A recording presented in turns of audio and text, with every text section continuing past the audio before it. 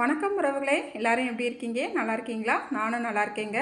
நேற்று நம்ம ஒரு கல்யாண வீடியோ போட்டிருந்தோம். அதோட தொடர்ச்சி தாங்க இந்த வீடியோ. கரெக்டான முகூர்த்த நேரத்தில் நல்லபடியாக திருமணமும் முடிஞ்சுங்க. இந்த வீடியோ பார்க்குற நீங்களுமே மணமக்கள் 16 செல்வங்களும் பெற்று பெருவாழ்வு வாழணுன்ட்டு கடவுளிடம் வேண்டிக்குங்க. ஸ்டேஜில் கொஞ்சம் கூட்டமாக இருந்துச்சு, அதனால் நம்ம முன்னாடி போய் எடுத்தால் மற்றவங்களுக்கு கொஞ்சம் பின்னாடி இருக்கிறவங்களுக்கு மறைக்கும் அப்படிங்கிறதுக்காண்டி இந்த சைடு ஸ்க்ரீனில் நம்மளுக்கு தெரிந்தது. அதனால் ஸ்க்ரீனில் தான் நம்ம எடுத்துருக்குறோம். ஒன் சைடு ஃபோட்டோகிராஃபரை எடுத்துக்கிட்டு இருக்காங்க, அப்புறம் மற்ற சிலங்களை எடுத்துக்கிட்டு இருந்தாங்க. நம்மளும் போய் நின்னோம்னா பின்னாடி உள்ளவங்களுக்கு மறைக்கும் அப்படிங்கிறதுக்காண்டி நம்ம இந்த சைடு ஸ்க்ரீனில் தெரிஞ்சதுனால இந்த பக்கமே எடுத்துக்கிட்டாச்சு. அதுக்கப்புறமா மாப்பிள்ளை வந்து பொண்ணுக்கு தாலி கட்டி முடித்த உடனே நல்லா ஒரு பெரிய ஆரம் ஒன்று போட்டு விட்டார். பாருங்கள், நீங்களும் வீடியோவில் பார்ப்பீங்க. அப்புறம் மாப்பிள்ளை வந்து தாலி கட்டுறது போல் கொஞ்சம் போட்டா நம்ம எடுத்தோம், அந்த போட்டா மட்டும் வச்சு விட்டுக்கிட்டாச்சு. அதுக்கப்புறமா கீழே பார்த்தீங்கன்னா நம்மளுக்கு வாட்டர் மிலன் ஜூஸ் எல்லாம் கொடுத்தாங்க. அதை குடிச்சிட்டு அதுக்கப்புறமா நம்ம சாப்பிட கிளம்பியாச்சுங்க. வாங்க, கேரளா திருமண ஸ்பெஷல் விருந்து என்னன்னு பார்த்துடலாங்க. நம்ம ஊரில் பார்த்தீங்கன்னா தமிழ்நாட்டில் நான் பார்த்த வரைக்கும் எங்கள் ஊர்லலாம் நம்ம போய் உட்காந்த பிறகு தான் இலை போட்டு தண்ணி தெளித்து பரிமாறுவாங்க. ஆனால் இங்கே நம்ம போகிறதுக்கு முன்னாடியே இலையெல்லாம் போட்டு கொஞ்சம் சைடிஷ்லாம் அப்படியே வச்சு விட்டுட்டு சாதம் மற்ற குழம்புகள்லாம் அப்போக்கப்போ சுட சுட அப்படி கொண்டு வந்து வச்சாங்க. அதுக்கப்புறமா அவங்க பார்த்தீங்கன்னா அந்த இலை எத்தனை இலை போட்டிருக்காங்களோ அந்த அளவுக்கு தான் உள்ளே ஆள விடுறாங்க. அதுக்கப்புறமா கதவை அடைச்சிடுறாங்க. கதவை அடைச்சிட்டு இவங்கெல்லாம் சாப்பிட்டுட்டு பந்திக்காரங்க சாப்பிட்டு முடிச்சுட்டு எந்திரிச்சு போன பிறகு தான் அடுத்த ஆளுகளை உள்ளே விடுறாங்க. அதுக்கப்புறமா நல்ல கொஞ்சம் பெரிய பெரிய அரிசி தாங்க, அது கொஞ்சம் நம்மளுக்கு சாப்பிட்றதுக்கு கொஞ்சம் கஷ்டமாக இருந்துச்சு.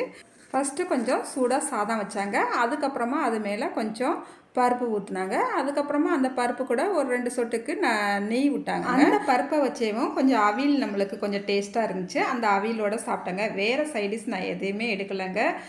கொஞ்சம் பருப்பு அதோட சாப்பிட்டுட்டு அதுக்கப்புறமா கொஞ்சம் சாம்பார் வந்துச்சு. லைட்டாக சாம்பார் வாங்கினேன். அதையுமே என்னால் சாப்பிட முடியல, வயிறு ஃபில்லிங் ஆகிடுச்சு. அதுக்கப்புறம் ஸ்வீட் ஐட்டம் பாயாசம் வந்துருச்சுங்க. சரி, எல்லா பாயாசத்துலேயும் கொஞ்சம் கொஞ்சம் வாங்கி டேஸ்ட் பார்த்துடலாம் அப்படின்னு சொல்லிட்டு நம்ம பாயாசம் வாங்கிக்கிட்டாச்சுங்க. ஃபஸ்ட்டு அடை பாயாசம் வந்துச்சு, அதுக்கப்புறமா டேட்ஸ் பாயாசம் வந்துச்சுங்க, பருப்பு பாயாசமும் கொடுத்துருந்தாங்க. இப்படி 3 வகை பாயாசம் நம்மளுக்கு அங்கே கொடுத்துருந்தாங்கங்க. 3 வகை பாயாசமே சாப்பிட்டதுக்கு நம்மளுக்கு வயிறு ஃபில்லிங் ஆகிடுச்சிது. கொஞ்சம் கொஞ்சம் அதுலேயுமே கொஞ்சம் கொஞ்சம் மிச்சம் வச்சாச்சு. அது பத்தாதுன்னா அதுக்கப்புறம் பார்த்தீங்கன்னா நம்மளுக்கு போலி வேறு ஒன்று கொடுத்துருந்தாங்கங்க. அந்த போலி மேலே நல்லா ஜவ்வரிசி இதெல்லாம் போட்டு ஒரு ஸ்வீட் ஊற்றுனாங்க. அந்த ஸ்வீட்டை நம்ம தொட்டு சாப்பிட்டா கொஞ்சம் ஒரு வாய் தாங்க சாப்பிட முடிஞ்சிச்சு. ஏன்னா வயிறு ஃபில்லிங்காக நிறைஞ்சிருச்சு. நம்ம சைடிஷ்மே எதுவுமே எடுத்துக்கலங்க.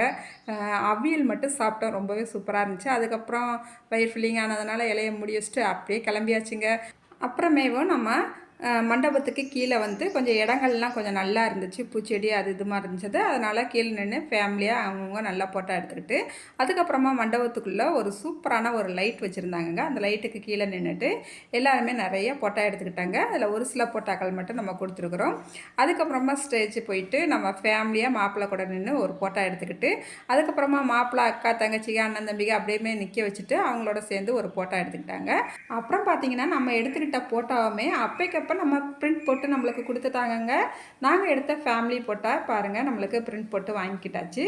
அதே போல் மாப்பிள்ளையோட அண்ணன் தங்கச்சி அக்கா தம்பி அப்படின்ட்டு எல்லாருமே சேர்ந்து போய் நின்றுட்டு ஒரு ஃபோட்டோ எடுத்தாங்க. அதுலேயுமே நம்ம ஒரு ஃபோட்டோ பிரிண்ட் போட்டு வாங்கிக்கிட்டாச்சு. அதுக்கப்புறமா நம்ம மொத்த ஃபேமிலியுமே சேர்ந்து ஒரு ஃபோட்டோ எடுத்துக்கிட்டோம். அதுலேயுமே ஒரு ஃபோட்டோ நம்ம பிரிண்ட் போட்டு வாங்கிக்கிட்டாச்சுங்க. பாருங்கள், ஃபேமிலி ஃபோட்டோவும் உங்களுக்கு நான் காட்டுறேன். இது தாங்க எங்கள் ஃபேமிலி ஃபோட்டோ. இந்த ஃபோட்டோவுக்கு ஆட்களை நிற்க வைக்கங்களையும் ஃபோட்டோகிராஃபர் கொஞ்சம் கஷ்டப்பட்டு தான் நிற்க வச்சு அப்புறமே ஃபோட்டோ எடுத்தாங்க. இந்த ஃபேமிலி ஃபோட்டோ வந்து நிச்சயார்த்தத்துக்கு எடுத்ததுங்க. இந்த ஃபோட்டோ எடுக்கும் போது நம்மளுக்கு எங்கள் குடும்பத்துலேருந்து ஒரு ஃபேமிலி முழுசாகவே வரல. ஏன்னா எங்கள் அக்காவுக்கு உடம்பு சரியில்லை, அதனால் அவங்க வரல. மற்ற ஆட்கள்லாம் எல்லாருமே போயிட்டு நம்ம ஃபோட்டோ எடுத்துக்கிட்டோம். அவ்வளவுதாங்க. இந்த வீடியோவை இதோட நான் முடிச்சுக்கிறேங்க. இந்த வீடியோ உங்களுக்கு பிடிச்சிருக்கு நம்புகிறேன். இந்த வீடியோக்கு ஒரு மறக்காமல் லைக் பண்ணிவிடுங்க. அடுத்த ஒரு வீடியோவில் பார்க்கலாங்க. பாய்.